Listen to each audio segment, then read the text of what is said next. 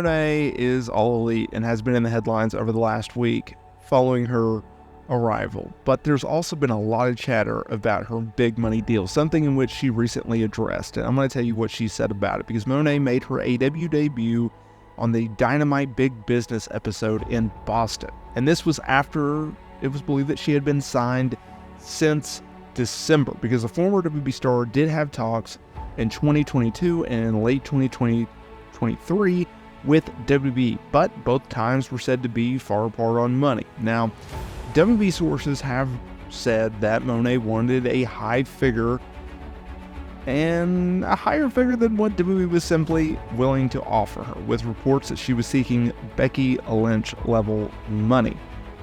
Now keep in mind, it was said that Tony Khan had given her a substantial offer, but it was considerably lower than the $5 million per year going around.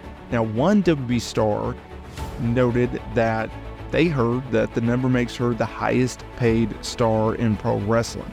Now, PW Insider then came out with its own report talking about how both WWE and AEW, well, they were simply willing to commit to contracts that were amounted to 8 figures in total over the course of the deal. And the belief is that Monet is simply the highest paid female performer in wrestling and in history with her AEW contract. Now let's take a step back here, because I have previously talked about for months now how I had heard that she wanted Charlotte Flair level money, and that would have been around $7 million per year. Becky Lynch, another top star, obviously, although she's not getting 5, Monet's not getting 5, they're still getting paid serious money. Tony Khan has wanted Monet for a while now. Think about it. Going back to the summer of 2023, he wanted to bring her in at the Blood and Guts edition of Dynamite in Boston at the TD Garden, but that was nixed because Monet suffered a broken ankle while working Willow Nightingale for the inaugural New Japan Women's Championship. She was sidelined. She's already come out and stated that that was a career-threatening injury for her, something in which she did not know if she would be able to come back and wrestle yet again.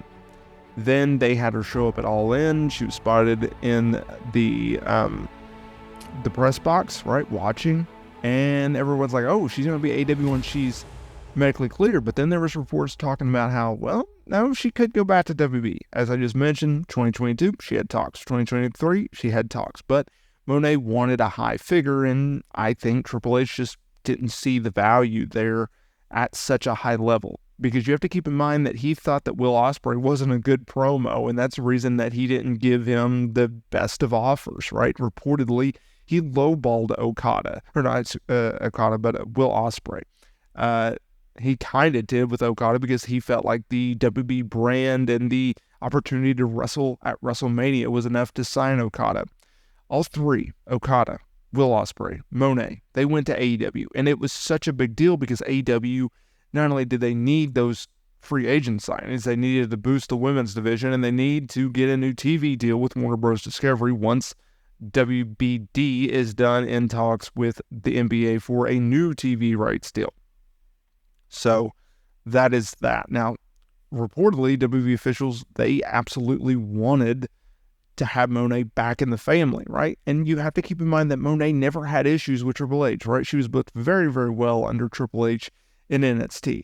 It all goes back to issues with Vince McMahon, who is clearly no longer in charge of main roster creative, right? She and Naomi, they walked out of WB because of creative differences with Vince, right? But under Vince, she was booked as a former Raw, SmackDown, and even Women's Tag Team Champion. The thing with Monet, the final decision had to do with Monet thinking that she had more potential in AEW, not only for herself, but for women's wrestling. PW Insider has reported that a major part of her decision to go with AEW over WB is because she's been there, she's done that with WWE, and she feels like she will have more freedom in AEW and time to work on other projects. Now, what did Monet have to say with ESPN? Well, she confirmed that she's 100% healthy after suffering a broken ankle last year. She also addressed the report about her AEW deal. This is what she had to say.